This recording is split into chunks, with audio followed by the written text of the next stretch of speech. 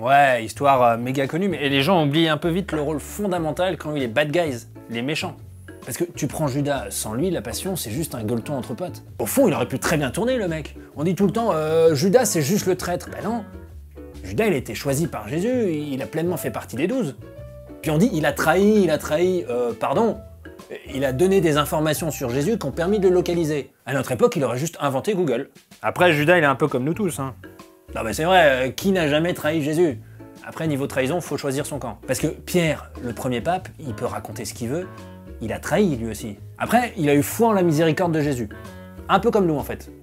Mais bon, Judas c'est pas le seul à avoir contribué à la réussite de la passion. Prenez Barabbas. Jésus est arrêté, il passe devant Pilate. Mais là, tout aurait pu très bien foirer. Pilate au départ, il est pas super chaud pour condamner Jésus. Condamner, pas condamner, c'est pas facile comme décision. Moi je vois déjà, j'ai du mal à choisir à la cantine entre la viande et le poisson, alors si ça implique la mort de quelqu'un... Mais bon, heureusement il y avait Barabbas.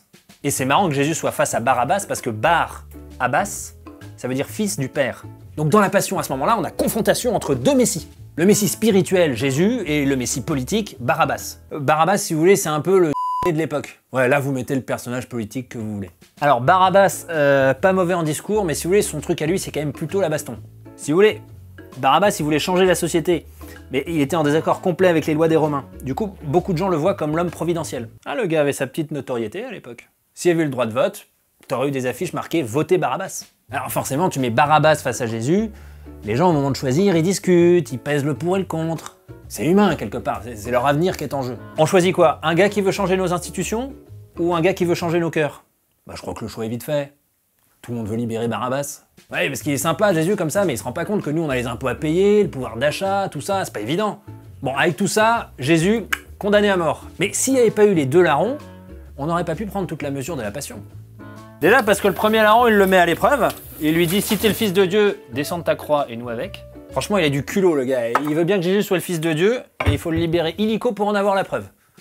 À l'aise. Jésus, il a même pas le temps de répondre, que l'autre larron, il lui explique que eux, ils ont mérité d'être là, mais pas Jésus. Bon, et on va pas se mentir, le deuxième larron, c'est pas un méchant badass, mais un peu filou quand même. Il a à peine fini sa phrase, il glisse un petit ouais, Jésus, souviens-toi de moi quand tu seras au paradis. Oh, le faillot. Si tu veux aller au paradis, il va falloir commencer par aller à la messe, mon gars. Non, oui, non, Jésus a pas répondu ça. Non, il a dit amen, amen, je te le dis, aujourd'hui avec moi, tu seras dans le paradis. Alors, si vous voulez, à mon avis, à ce moment-là, Jésus, il a plus toute sa tête. Hein. Genre, vraiment, t'es condamné à mort. T'as fait le mal jusqu'au bout, tu peux quand même être sauvé. En tout cas, si on en croit la passion, techniquement, oui. Enfin, que ça soit sur la trahison, la foi ou la miséricorde, les méchants de la passion ont tous un truc à nous apprendre.